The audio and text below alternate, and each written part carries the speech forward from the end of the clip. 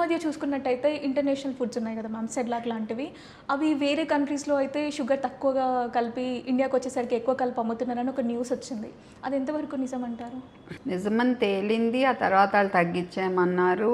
అదే కాకుండా ఇప్పుడు ఈ కూల్ డ్రింక్స్ వీటిల్లో కూడా ఈ మధ్య మనం కొన్ని సోషల్ మీడియాలో వీడియోస్ వైరల్ అవుతున్నాయి. సో అక్కడ ఒక క్వాలిటీ, ఇక్కడ ఒక క్వాలిటీ అనమాట. సో మరి మన ఇండియన్స్ అంటే అంత చులకన. సో అంటే మనం ఏదన్నా భరిస్తాం కదమ్మా, అది. సో అంటే వాటి వల్ల పిల్లలకైతే ఎఫెక్ట్ అవుతుంది అండ్ దాంతో ఎవరికైనా ఎఫెక్ట్ అవుతుంది. అండ్ చంటి పిల్లల విషయంలో ఇంకా మంచిది కాదు. అసలు తీపి అనేదే ఫస్ట్ అలవాటు చేయొద్దు అంటున్నారు కదా ఇప్పుడు గైడ్ లైన్స్. 2వ పుట్టినరోజు వరకు ఫుడ్ని అన్నిటినీ తీపి చేసి అలవాటు చేయొద్దు. ఫ్రూట్ వేరేగా పెట్టండి, అది తీయగానే ఉన్నా.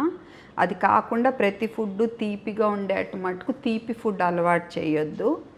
క్లియర్ గైడ్ లైన్స్ ఉన్నాయి మనకి. ఇప్పుడు తీపి ఫుడ్ అంటే పిల్లలు హైట్ పెరగడానికి ఇప్పుడు ఇది మన బోర్న్విటా, హార్లిక్స్ లాంటివి కూడా, కాంప్లైన్ ఇలాంటివి కూడా గైడ్ లైన్స్ ప్రకారం ఏంటంటే 6 ఏళ్ళు నిండే వరకు అసలు ఫ్లేవర్డ్ మిల్క్ వద్దు. అంటే పాలలో ఏదన్నా ఇలా బోర్న్విటాలు, హార్లిక్స్లు ఇలాంటివి యాడ్ చేసొద్దు. ప్లెయిన్ మిల్క్ ఇవ్వండి.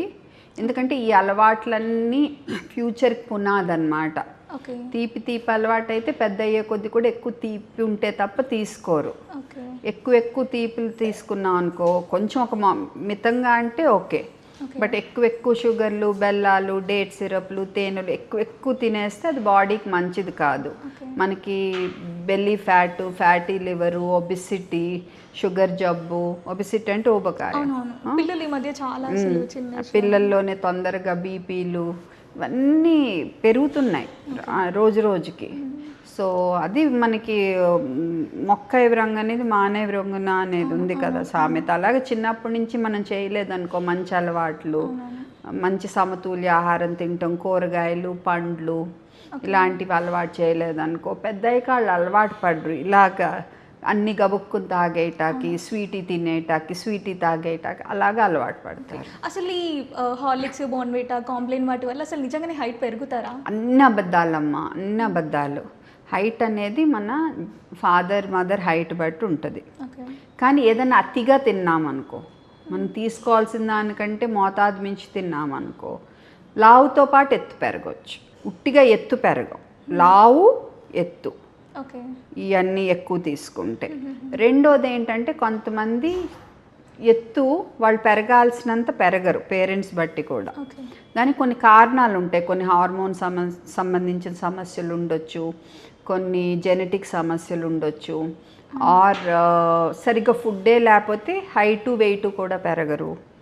కొంతమంది ఏమో పెద్ద మనిషి లేటుగా అవుతారు, మగాళ్ళు అయితే గెడ్డాలు మీసాలు లేటుగా వస్తాయి. అలాంటి వాళ్ళు ఏంటంటే ముందు హైట్ అంత పెరగరు, ఆ గెడ్డాలు మీసాలు వచ్చే టైంలో, పెద్ద మనిషి అయ్యే టైంలో సడన్గా పెరుగుతారు. దాన్ని కాన్స్టిట్యూషనల్ డిలే అంటాం. సో అందుకనే మీ పేరెంట్స్ ఏంటంటే ఎప్పుడు పీడియాట్రిషియన్ మామూలుగా గ్రోత్ చార్ట్ మార్క్ చేయాలి. వాళ్ళు చెయ్యకపోయినా ఈ పేరెంట్స్ అయినా శ్రద్ధగా 6 నెలలకోసారి హైటు వెయిట్ అన్నీ మార్క్ చేసుకుంటూ ఉంటే ఏమన్నా తేడా వచ్చిస్తే మనకు వెంటనే గుర్తించి మనం చూసుకుంటాం అన్నమాట. సో తగినట్టు ఎత్తు పెరగట్లేదనుకో, మనం అప్పుడు పీడియాట్రిషియన్ సంప్రదించాలి. వాళ్ళు ఎండోక్రైనాలజిస్ట్ని సంప్రదించమంటే సంప్రదించాలి. ఆ తర్వాత ఎందుకు ఎత్తు పెరగట్లేదో చూసుకుని ఆ సమస్యను పరిష్కరించాలి.